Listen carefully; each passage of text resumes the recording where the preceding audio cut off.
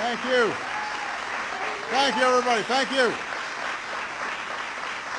Thank you so much. Everybody, please have a seat. Thank you. Thank you so much, everybody. It is great to be back at Nova.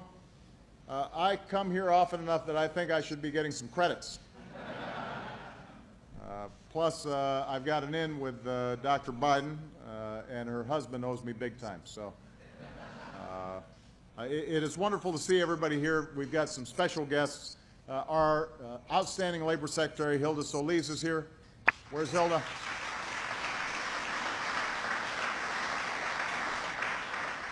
Congressman Jim Moran is here, putting on a jacket.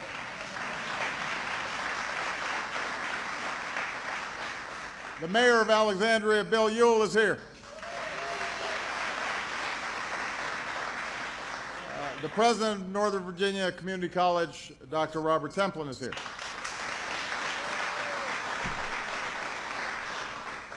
I just had a chance to see the labs where students are training for jobs working on advanced vehicles, led by a teacher who's here, Ernie Packer, who spent almost 3 decades at Ford Motor Company. Where's Ernie? Did we get him back here? There he is.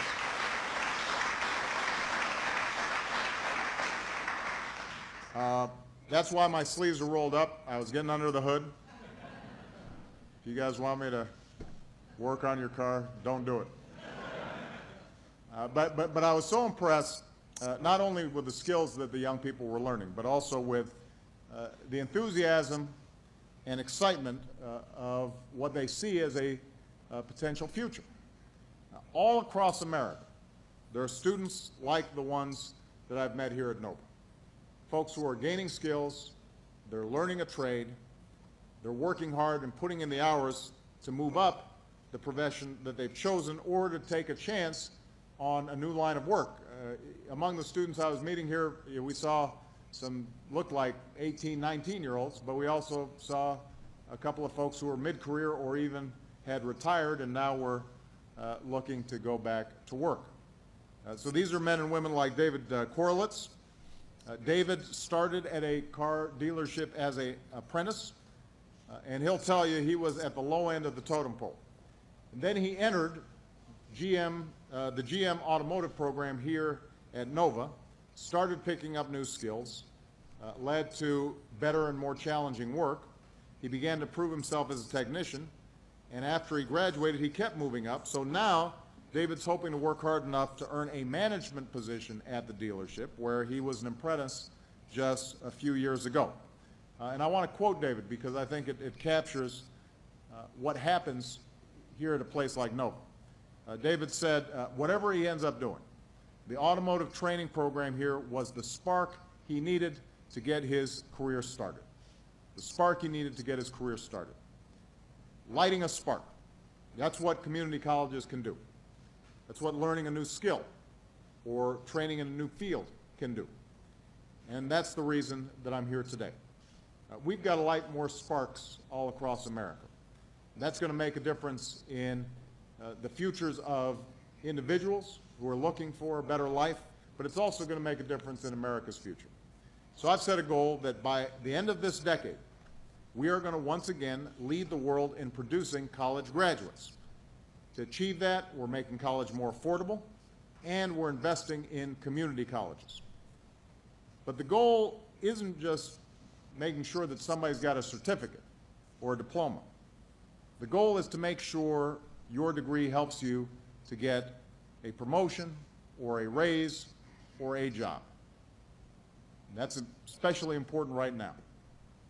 Obviously, we're slowly recovering from a very painful recession.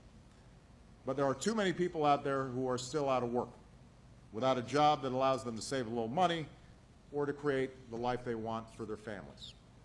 That's unacceptable to me. It's unacceptable to all of you. So we've got to do everything we can, everything in our power, to strengthen and rebuild the middle class. We've got to be able to test new ideas, pull people together, and throw everything we've got at this challenge.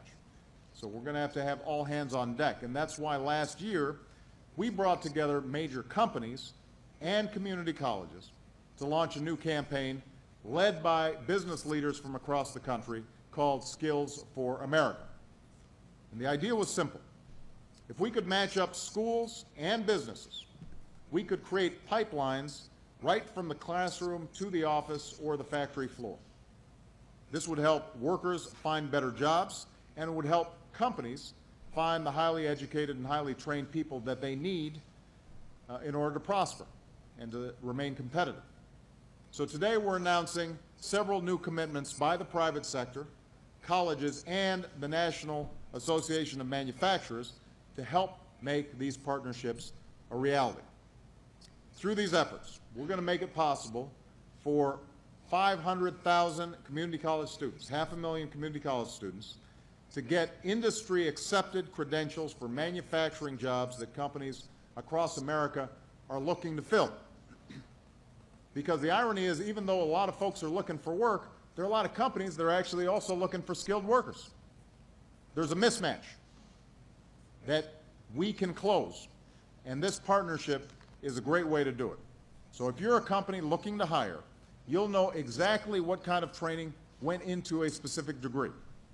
If you're considering attending a community college, you'll be able to know that the diploma you earn will be valuable when you hit the job market. And a lot of that's already happening here at Nova. If you participate in the GM program here, like David did, you can count on being prepared to work on GM cars. We're also taking some additional steps today. A new resource on the internet so workers can sign on and see what jobs their skill sets allow them to access all across America. It's interesting, I was talking to Ernie and he was saying how a lot of the young people who go through this program, they think initially that they can only get a job at a dealership. And then they realize that there are a whole range of possibilities out there. You might end up working for a company maintaining its fleet. You might end up working for NHTSA, making sure that automobile safety is practiced all across the country. So part of what this website will do is give people a better idea of the scope of opportunities available for the skill sets that they're gaining. A new push to make it easier for high school students to get a head start on their degrees at 3,500 participating schools, because part of our task is making sure that young people, even in high school, see a relevance between what they're learning and a potential career. New mentoring programs and scholarships for folks who are thinking about careers in engineering, something that's going to be vital to our manufacturing success. And more business leaders, companies, colleges, and organizations are joining this campaign all the time. What all these steps boil down to is this. Right now, there are people across America with talents just waiting to be tapped.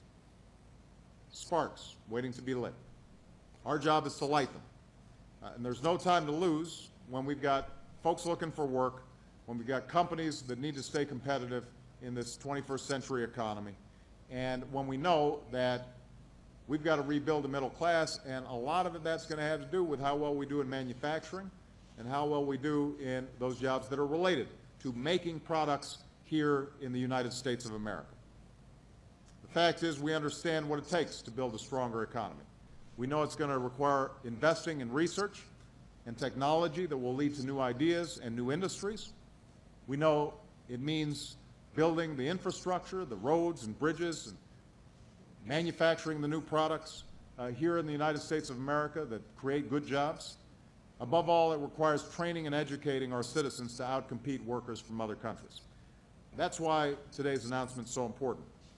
And that's why I also want to see Congress, so Jim, get working on this, pass the Workforce Investment Act to build on this progress,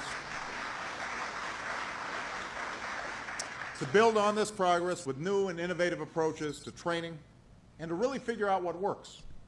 You know, we've got a lot of programs out there. If a program does not work in training people for the jobs of the future and getting them a job, we should eliminate that program. If the program is working, we should put more money into that program.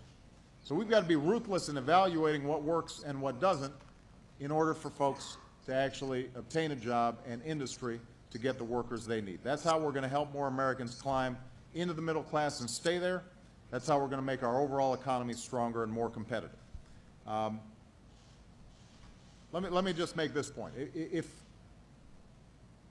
we don't decide to do this, you know, it's possible that we could choose not to do the things that I just talked about. We could choose not to make investments in clean energy or let tuition prices rise and force more Americans to give up on the American dream. We could choose to walk away from our community college system. We could say to ourselves, you know what, given foreign competition and low wages overseas, manufacturing's out the door and there's not much we can do about it. We could decide in solving our fiscal problems that we can't afford to make any of these investments, and those of us who've done very well don't have to pay any more taxes in order to fund these investments. But I want to make clear that's not our history. That's not who we are. I don't accept that future for the United States of America. I see a United States where this nation is able to outcompete every country on earth, where we continue to be the world's engine for innovation and discovery. I see a future where we train workers who make things here in the United States and continue an important and honorable tradition of folks working with their hands, creating value, not just shuffling paper. That's part of what has built the American dream. And if anybody doubts that future is possible, they should come to this school and talk to the young people who are getting trained and the folks who are doing the training. They ought to go to Detroit, where auto companies are coming back and hiring again, after a lot of people declared that entire industry dead and buried. They ought to travel all across the country like I do and meet men and women who are starting businesses, testing new ideas, bringing new products to market, and helping this country come back stronger than before. You know, we are in a tough fight. We've been in a tough fight over the last 2.5 years to get past a crippling recession, but also to deal with the problems that happened before this recession. The fact that manufacturing had weakened, the middle class was treading water. I don't think the answer is for us to turn back. I think the answer is to stand up for what this country is capable of achieving, and to place our bets on entrepreneurs and workers, and to get behind some of the great work that's being done here at Nova and in schools all across the country. That's how we're going to win this fight. That's how we're going to win the future. For all of those who are participating, including National Association of Manufacturers and the companies who've already begun to participate in this process, thank you. These young people are excited. They're ready to get trained. They're ready to go to work. America's ready to win the future. Thank you very much, everybody. God bless you. Thank you.